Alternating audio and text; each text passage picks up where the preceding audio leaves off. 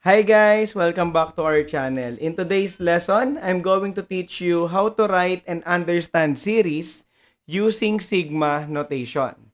So, let's get started. So first, define natin yung Sigma notation.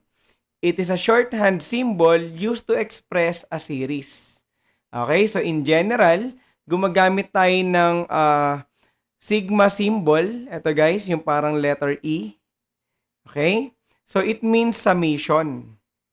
Alright? So yan yung ginagamit to represent the sum of a sequence of numbers or yung series nga. Okay? So ano ba yung mga parts ng ating sigma notation or also known as summation notation?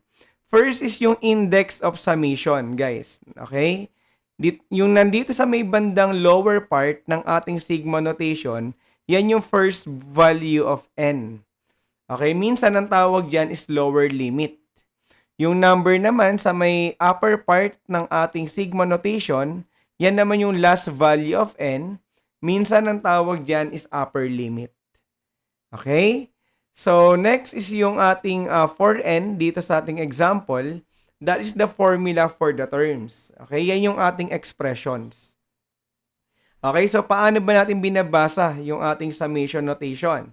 So, pag binasa natin yan, guys, the sum of 4n from n equals 1 to n equals 6. Okay, ganun siya basahin. Or in shortcut, the sum of 4n from n equals 1 to 6. Okay, naintindihan ba? So, try natin. So, to write a sub 1 plus a sub 2 plus a sub 3 up to a sub n in sigma notation, so first, ano ba yung expression dito? So, ang expression natin dyan is yung a sub n. Tama? And then, saan ba tayo nagsimula? Kung mapapansin nyo, yung first term natin dito is a sub 1. Ibig sabihin, yung lower limit natin is n equals 1. Okay? Ito yung ating first value. Ano yung ating last value dito? Ang last value natin is a sub n. Ibig sabihin, yung n dito, yan yung ating upper limit. Okay? O yung last value. Naiintindihan ba? So again, yung sa may baba, first value or lower limit. Yung sa taas is the last value or the upper limit. Okay? So try natin. Example, expand the sigma notation and calculate the sum. So kagaya ng sinabi ko kanina, pag sinabing sigma notation, that is also the summation notation. Okay? So ito ay series. So try natin. Number 1, we have the summation of 6n from n equals 1 to 5. Ang expression natin dito guys is yung 6n. Tama? And then, binigyan tayo ng values ng n which is 1 to 5. Ibig sabihin, isa-substitute lang natin guys yung value ng n o ng ating index dito. So, saan tayo magsisimula? First value natin, 1. So, that is 6 times 1. Tama? Then, 6 times 2, 6 times 3, 6 times 4, plus 6 times 5. Sa 5 tayo huminto guys kasi yung upper limit natin dito is equal to 5.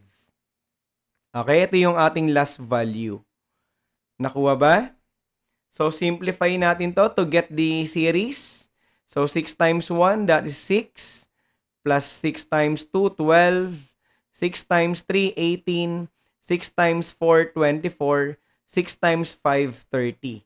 So, ito guys, yung 6 plus 12 plus 18 plus 24 plus 30, ito yung ating series. Okay? Para siyang sequence, no? Yung sum of all terms ng ating sequence. So, pag kinuha mo yung summation niyan o yung total, that is equal to 90. Okay? So, naintindihan ba? So, galing tayo dito kay summation notation, nakuha natin yung series. Tama? Next example, number 2. We have the summation of 2n minus 1 from n equals 1 to n equals 4. Okay? Kung meron tayong 1 to 4, ibig sabihin meron lang tayong 4 terms. Tama? So, ito yung ating expression. We have 2n minus 1. So, ibig sabihin, i-input mo lang yung 1 dito sa n. Kasi ito yung ating first value eh. So that is 2 times 1, then minus 1. Yung minus 1 dito, this is constant. Okay? Then plus 2 naman tayo. 2 times 2 minus 1 plus 2 times 3 minus 1 plus 2 times 4 minus 1. So dito guys, hanggang 4 lang tayo. Bakit hanggang 4 lang? Since ang ating upper limit o yung last value is equal to 4. Okay? Then after that, simplify natin to get this series. So 2 times 1, this is 2. 2 times 2, 4. 2 times 3, 6. 2 times 4, 8. Okay, then subtract. Minus 1 tayo. So 2 minus 1, 1. 4 minus 1, 3. 6 minus 1, 5. 8 minus 1, 7. Okay, so ito na ngayon yung ating series. We have 1 plus 3 plus 5 plus 7. Okay, so total natin, get the summation, that is equal to 16. Okay, so naintindihan ba guys how to expand the sigma notation and paano mag-calculate ng sum?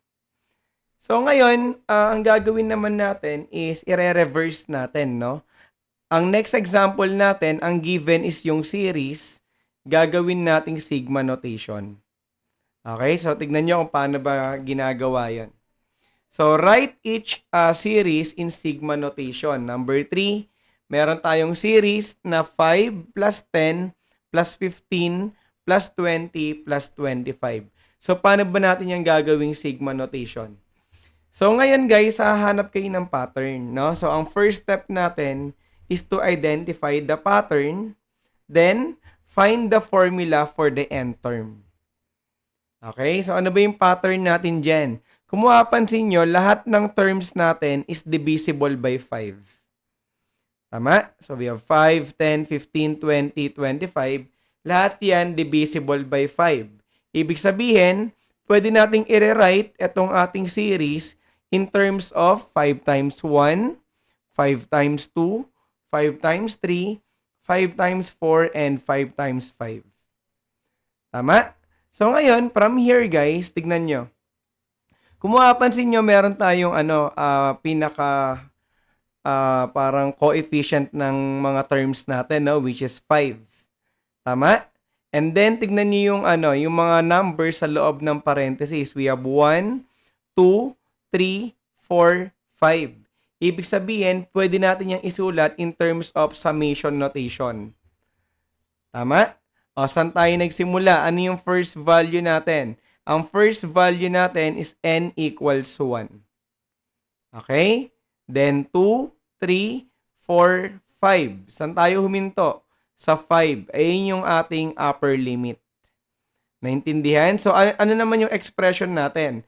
Siyempre, kukopyahin mo yung pinaka-coefficient natin, yung pinaka-common sa kanila, which is 5. And then, we have n. 5 times n. Okay? So, ito ngayon yung ating expression. Nakuha ba? Another example, number 2. We have 3 plus 6 plus 9 plus 12. So, pinapasulat sa atin to in terms of sigma notation. Solution. Identify the pattern. So, anong pattern natin? Kung mapapansin nyo, lahat ng numbers natin is divisible by 3. Tama? Yung 3, 6, 9, 12. Lahat yan pwede mong i-rewrite in terms of 3. So, that is 3 times 1, 3 times 2, 3 times 3, 3 times 4. Tama? So, may nakita na naman tayo na 1, 2, 3, 4. So, ito na ngayon yung ating number of terms o yung ating index. Ang first value natin, n equals 1.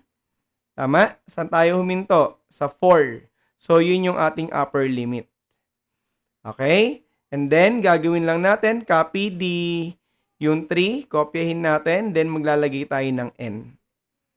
Okay? So, ang expression natin, we have 3n. So, final answer, the summation of 3n from n equals 1 to 4.